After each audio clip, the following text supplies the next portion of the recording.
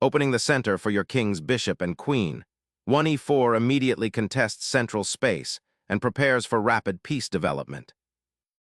Opening the Sicilian, black immediately challenges white's central pawn, initiating a fight for space and creating a dynamic, unbalanced position.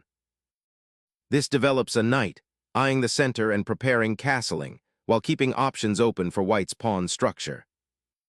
Black prepares to challenge the center, opening lines for development but potentially weakening the dark squares around the king. Challenging black's pawn structure with this central thrust opens up attacking lines and fights for space. Opening the center immediately invites tactical skirmishes, surrendering pawn structure for piece activity. Recapturing with the knight solidifies central influence and prepares for swift piece development, aiming to exploit potential weaknesses in black's pawn structure. Developing the knight to its natural square, this piece now eyes the central d4 knight and prepares for further pawn structure manipulation, keeping options open. Reinforcing the central knight and preparing further development creates a solid pawn structure, subtly restricting black's central play. Preparing to expand on the queen side, this pawn advance aims to prevent white's knight or bishop from encroaching further. Securing the bishop's influence on the queen side and preparing to castle, this maneuver aims to stabilize the center while eyeing potential pawn advances on the king side. Developing the knight to its natural outpost, this move initiates a subtle tug-of-war for central influence, preparing to contest the d4 square and potentially launch a queenside expansion. Unleashing the queen early here, white aims to disrupt black's harmonious development and possibly spearhead an early kingside attack, creating immediate diagonal pressure on the f7 pawn and forcing black to react. Preparing to challenge the central pawn advance, this queen repositioning aims to support a potential d5 break and also eye the kingside for future operations, while keeping a keen eye on the undefended knight on d4. Castling queenside dramatically escalates the positional struggle, aiming to launch a kingside pawn storm while leaving white's own king relatively safe on the opposite flank for the moment. This aggressive posture signals an intent to immediately pressure black's structure, likely preparing for a pawn thrust down the queenside, but it does introduce a degree of risk as white's monarch is now exposed to counterplay from black's pieces. Preparing to contest the b-file, this move aims to prevent white's rook from easily infiltrating on that open file, and simultaneously offers a subtle defense of the c-pawn, hinting at future counterplay. Shifting the queen to g3 aims to prepare a kingside pawn storm, potentially targeting black's uncastled monarch, while also creating a subtle pressure point on the c7-g3 diagonal. Simplifying the position by exchanging queens avoids the immediate kingside attack that white seemed to be preparing, but it also surrenders the initiative and potentially allows white to develop their pieces more harmoniously on the open board.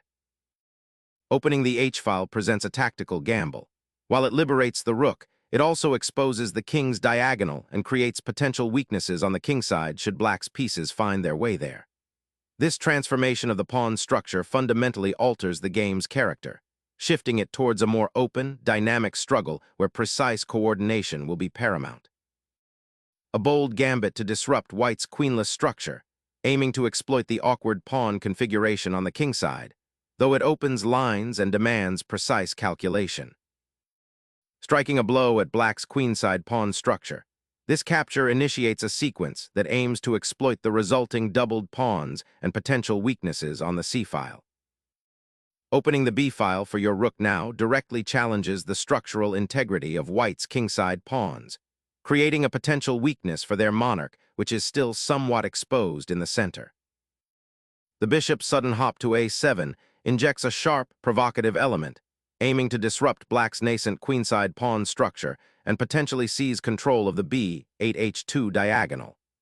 This aggressive positioning might be looking to exploit the slight awkwardness of black's rook on b8, forcing concessions or creating immediate tactical opportunities.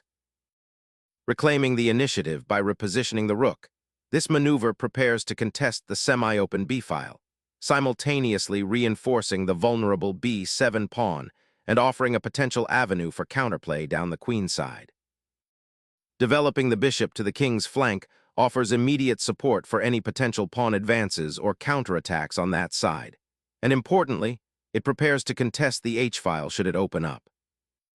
Sacrificing material like this to disrupt white's pawn structure and expose their king often signals a bold attempt to seize the initiative, even if it means temporarily being down material, aiming for dynamic counterplay.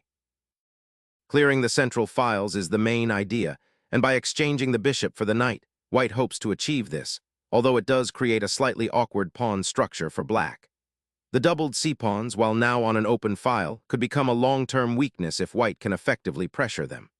Black must be careful not to get too passive, as white's rook on the h-file is eyeing kingside potential, and the bishop pair, once activated, could be a significant advantage. Opening the d-file for the rook signifies black's intention to activate their pieces and contest the center, a crucial step after white's recent exchange. This maneuver aims to create counterplay and potentially exploit the slightly weakened structure white has adopted by doubling pawns. Asserting pressure on the queen side, the knight embarks on a journey to potentially exploit weaknesses in black's pawn structure or participate in a future kingside attack after some repositioning. Abandoning the open c-file opens up a tactical vulnerability that might soon be exploited. Expanding along the queen side with the pawn push, white seeks to gain space and restrict black's development while simultaneously preparing a potential advance of the d-pawn. This creates a battle for the c-file and aims to solidify white's central presence against black's knight outpost. Solidifying the kingside pawn structure before engaging on the queen side makes perfect sense, as it addresses potential weaknesses that could be exploited later. Securing the queenside pawn structure establishes a solid defensive perimeter, reinforcing the 7th rank and preparing for potential pawn advances. Seeking to untangle that cramped queenside and open up the c-file, black boldly injects dynamism into the center by challenging white's pawn structure, an attempt to gain breathing room. Unleashing the kingside pawns now aims to seize space and potentially open lines, a bold declaration to disrupt black's pawn structure and challenge for control of the central squares.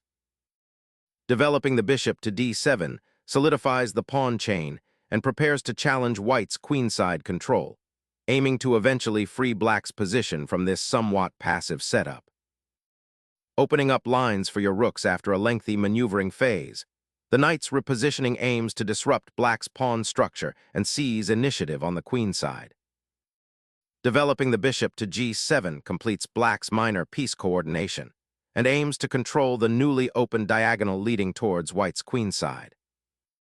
The monarch's repositioning from the center to a more sheltered square prepares for a potential pawn storm advance on the kingside, simultaneously creating a pathway for the rook to join the central action or even swing to the queenside should the opportunity arise. The monarch's journey towards the center signifies a proactive approach to king safety and activity in the unfolding middle game, aiming to untangle the royal piece from potential pawn storms and open lines, while also preparing to support central pawn pushes or facilitate bishop activity later on. Unlocking the c-file is a primary objective here, aiming to infiltrate black's queenside and exploit the pawn structure's weaknesses. A significant step towards opening the c-file and challenging white's centralized pieces, this rook maneuver promises to activate black's dormant forces and potentially create new avenues for attack. Initiating a maneuvering campaign, the knight embarks on a journey to the queenside, seeking a better post, perhaps aiming to influence the b-file or support a future pawn advance. Asterisk unlocking potential. This pawn advance prepares to challenge white's queenside space advantage. Consider the strategic implications. Black's queenside pawn structure, while solid, has been somewhat passive. Pushing the h-pawn subtly creates a new avenue of activity, potentially supporting a future g5 pawn push to gain space on the kingside, or to open lines for the rook if it ever maneuvers to the h-file. It also provides a crucial escape square for the king should white's pieces penetrate along the center or kingside. While seemingly a quiet move, it's a building block for future counterplay, preventing white from completely suffocating black's position.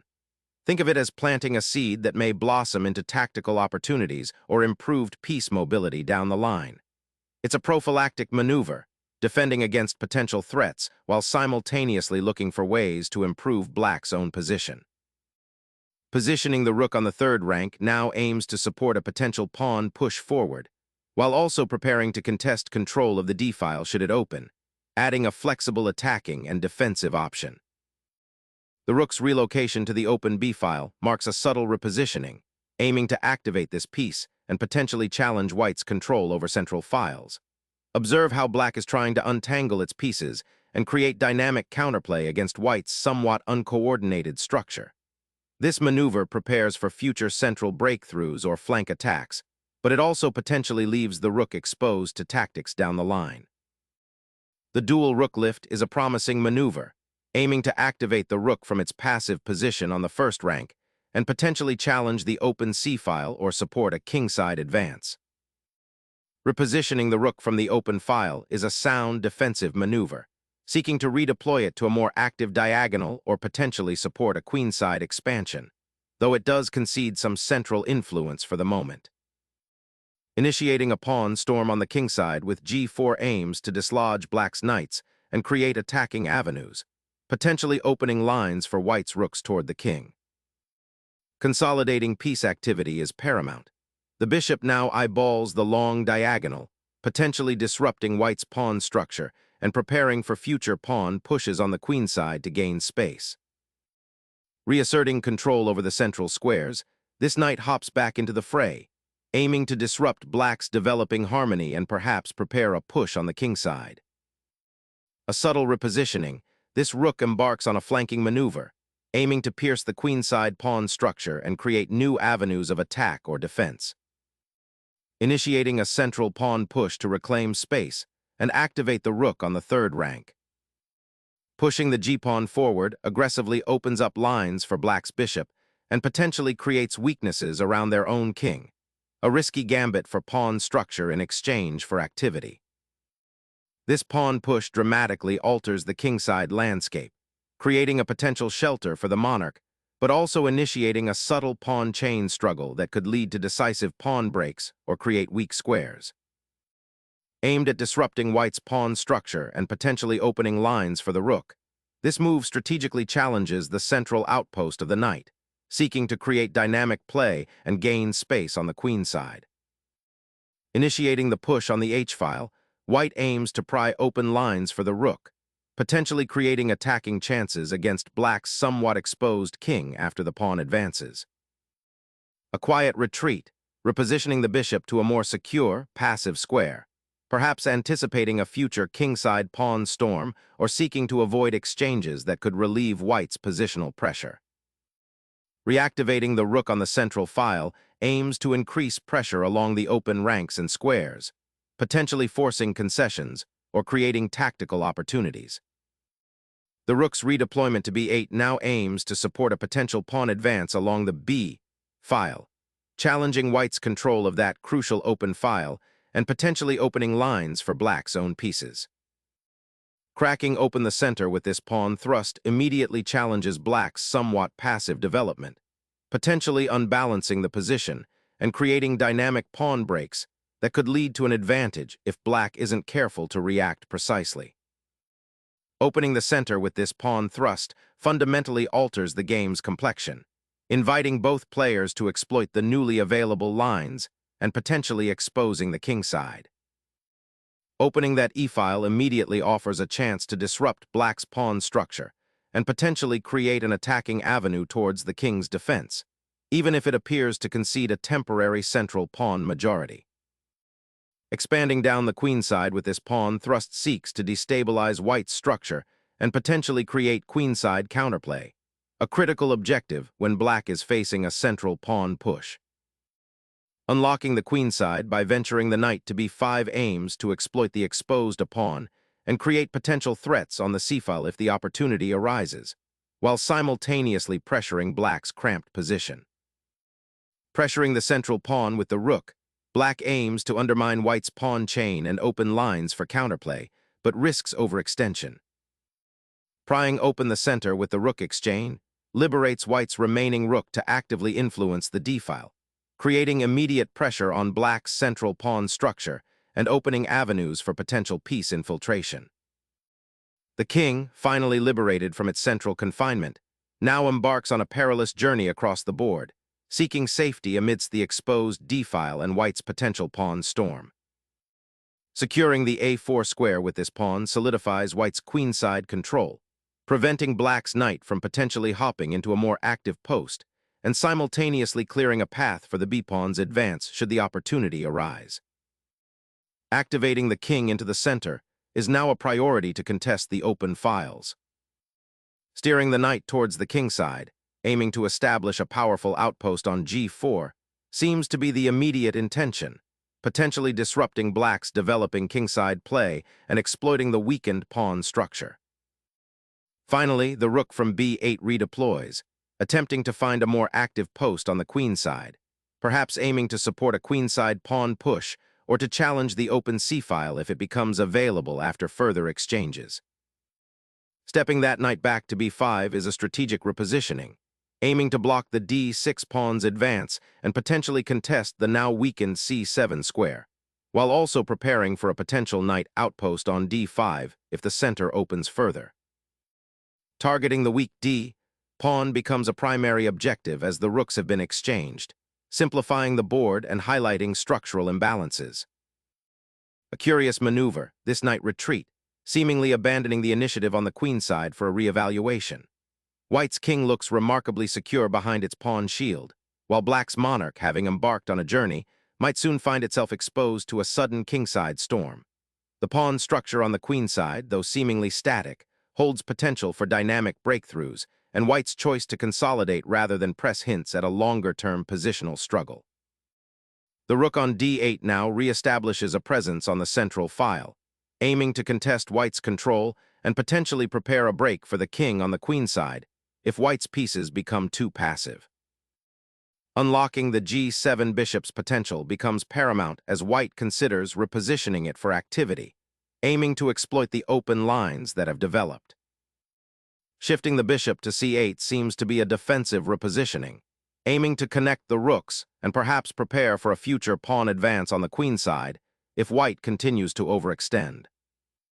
The knight's retreat to the rim is a strategic repositioning, aiming to establish a strong outpost on the c7 square after further pawn advances, potentially cutting off black's bishop and creating a barrier against any encroaching enemy pieces. Seeking to exploit the open files for an eventual pawn push, black shifts the rook to the king's flank, preparing a potential kingside attack.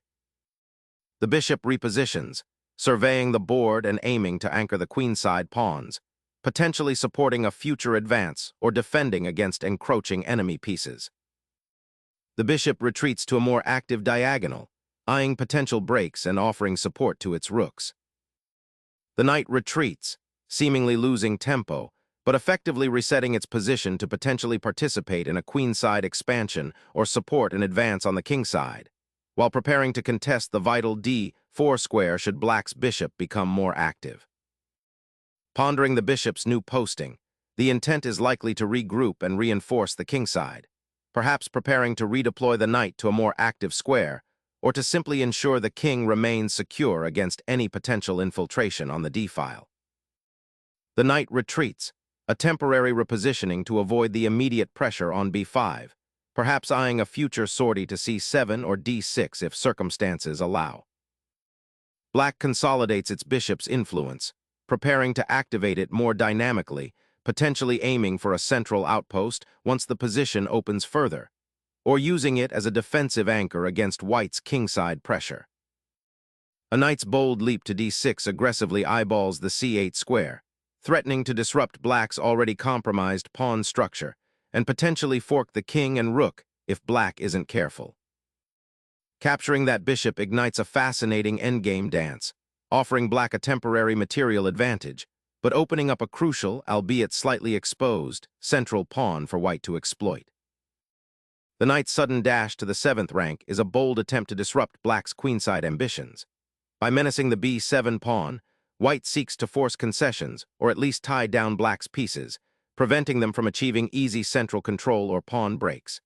This aggressive maneuver might also be a prelude to activating the knight further, potentially seeking out squares like c5 or even a4 to exert pressure on black's potentially weak pawn structure.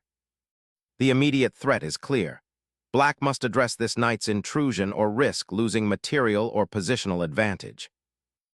Black reclaims material, but in doing so exposes their king to increased pressure on the king side. Unleashing the rook on the g-file, white aims to dismantle black's beleaguered king's defense and exploit the now compromised kingside pawn structure. This aggressive push capitalizes on the bishop's vulnerable pinning on g3 and seeks to open lines for a decisive attack. The bishop's retreat to f2 appears to be a strategic repositioning, seeking to escape the immediate pressure and perhaps find a more active square in the ensuing endgame. It sacrifices tempo for safety, a common theme when material is reduced and the position simplifies. Observe how this piece's mobility might influence the central pawn structure and control over the light squares in the coming exchanges. Initiating a defensive maneuver to reclaim the attacked bishop's post, aiming to solidify the king side and disrupt black's burgeoning activity on the open files. The bishop repositions, seeking to activate its influence on the queen side and potentially reinforce the pinned knight on d4 if white's rook vacates the file. Seizing the bishop with the knight opens lines for white's rook and immediately converts material advantage into a dominant position. The king, suddenly exposed in the center, faces immediate danger as a clear path opens for enemy pieces. Initiating the king's journey towards the center now solidifies white's endgame presence and prepares for potential pawn advances on the queen side. Fighting for initiative by carving out space, though it does weaken the kingside pawn structure. Re-establishing pressure on the open file is the immediate goal, aiming to disrupt black's rook's activity and potentially prepare for a coordinated attack on the king side. Opening up that central file with the rook's advance offers a chance to redeploy the bishop to a more active square, potentially disrupting white's pawn structure or supporting a kingside pawn push later. Opening up a crucial avenue on the queen side allows white to potentially fracture black's pawn structure and activate the rook. Unlocking the center with this pawn thrust opens up new avenues for the black queen, potentially creating threats against the white king or activating the rook on the 7th rank. Unleashing the pawn chain's full potential by sacrificing a piece opens up critical lines, forcing black's king into a precarious central position. Exploiting the open file, black aims to disrupt white's central pawn structure and create counterplay before white can consolidate. Unleashing a pawn storm with f6, white seizes the initiative, forcing black to confront a critical decision regarding their central pawn structure and the safety of their king. The pawn chain is now a significant obstacle, but pushing the g-pawn forward invites a sharp tactical response. Consider whether the potential gains outweigh the risk of overextension. Securing the bishop's retreat route while threatening to disrupt black's pawn structure with the upcoming f5 push shows foresight. Unleashing a pawn storm on the king side, black seeks to disrupt white's king's safety, but this aggressive advance could leave their own monarch exposed to the enemy bishop and rook. Activating the rook to the central file injects urgency, aiming to exploit the now exposed king and pressure the pawn chain before black consolidates. The bishop, after a long journey of circling the queen side, finally anchors itself on f2, aiming to disrupt white's king's safety and potentially prepare a late attack. Focusing on the king's predicament, this defensive retreat allows the opposing rook to infiltrate and exploit the weakened dark squares around white's monarch, potentially leading to a swift attack. That bishop embarks on a perilous yet potentially rewarding journey, seeking active squares to disrupt white's pawns and maybe offer a surprising check if the king shifts awkwardly. Seizing the open file with the rook offers a direct attack against the black king, creating immediate threats and forcing black to dedicate defensive resources. Unleashing the pawn's potential now becomes paramount. That g2 push forces a pivotal decision regarding the white king's precarious sanctuary.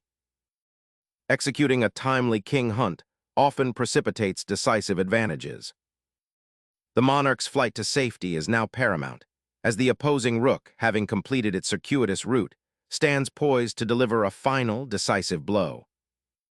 Sacrificing the bishop here solidifies white's control over the critical central squares and opens up the king's diagonal for further attack. The promotion brings a new queen onto the board, aiming to disrupt white's already precarious defense and potentially reignite the attack that white has so skillfully contained. The pawn surges forward, a determined threat against the isolated king. Recognizing the immediate checkmate threat on g7, the rook is forced to sacrifice itself to prevent the loss of the queen and an immediate defeat. Unleashing a powerful discovered check, white forces the black king into a perilous corner, immediately disrupting black's carefully constructed defenses.